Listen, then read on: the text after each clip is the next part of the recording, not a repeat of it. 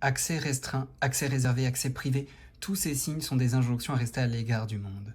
Je pense à Ivan Illich, qui parlait de culture du quotidien à propos de gestes ordinaires, intuitifs, vernaculaires et communément partagés, non spécialisés. Pour André Gorz, cette culture du quotidien est la condition d'accès à ce qu'il appelle un monde vécu, par opposition à un monde subi. Un monde, donc, où l'on peut voir, comprendre et maîtriser l'aboutissement de ses actes parce qu'ils sont en correspondance avec l'intention qui les porte. Les deux penseurs avancent que dans un monde où il y a de plus en plus de découpage, de spécialisation, qui s'accompagne aussi de formalisme juridique, de restrictions d'accès, l'individu ne porte plus ses actes avec liberté. Il nous faut badger, demander l'autorisation, se légitimer, se qualifier, nous distinguer. Alors leurs pensées nous interrogent à une époque où l'on valorise tellement la singularité et la spécificité. Est-ce que l'on se soucie vraiment de l'autre ou pas plutôt de soi? Est-ce que l'on ouvre des portes ou est-ce que l'on enferme?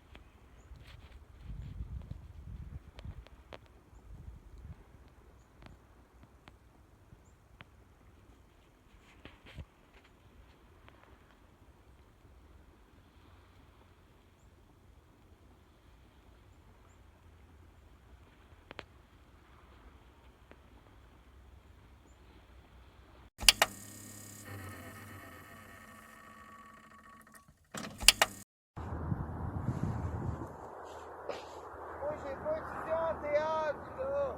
Je m'adresse à toi, le quatrième mur. La caméra, je m'en vais te trouver. Fait que là, on va voir c'est quoi un zoom. Là, le théâtre, regardez cette porte fermée, là. La la la la la. Le bouquet de fleurs, vous me le donner. Parce que je suis pas sûr que je vais pouvoir après ça ici. Je m'en vais vous trouver. Wouhou!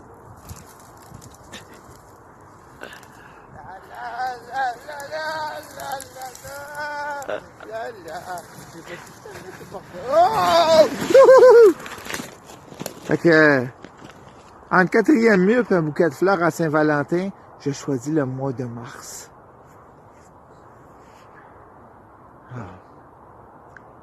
Vous voulez qu'on en regarde par là-bas? Allons-y. Ça, c'est un cèdre.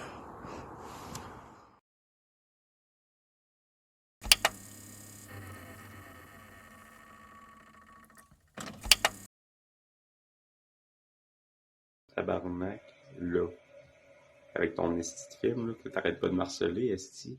Rendu compte, là, que moi, je suis en train de traverser un esti de pays de milliers de kilomètres à pied, en plein hiver, que je me bats pour la survie la plupart du temps, la plus élémentaire. Comment que tu veux que je trouve le temps de filmer une calisse de minutes de vidéo ou de plans séquences, que de toute façon, les juges ne regarderont même pas, qu'ils vont calisser dans les vidanges, à moins que mon grand ami, le docteur en philosophie, me fasse du pushing, parce que le grand artiste que je suis n'est évidemment pas reconnu. Mais non, hein? Il va falloir qu'il, dans 150 ans, là, mais que mon cadavre soit bien décomposé, là on en entendra parler. Mais pour l'instant, regarde-moi, je suis dans un refuge pour itinérants, dans une ville que je viens de découvrir, où je mange comme un roi. J'ai une chambre semblant. En tout cas, c'est ça. Voilà donc plan séquence.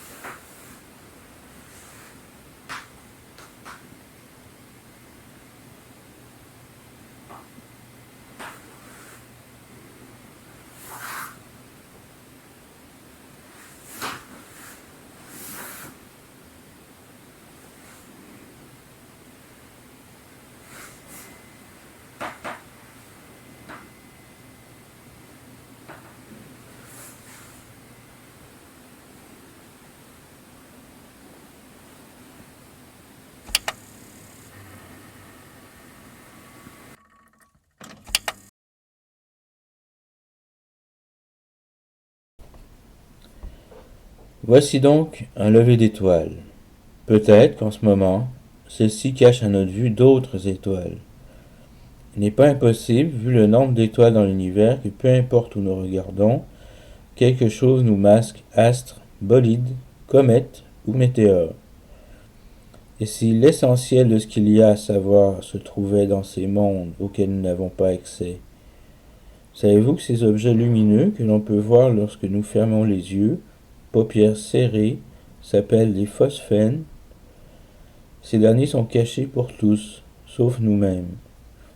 Ouverture, fermeture, monde inaccessible, masqué. Quelle différence faire alors? En attendant une réponse, voilà un lever de lune qui se présente à tous les spectateurs de cette vidéo. Et ne me dites pas que vous gardez les yeux fermés.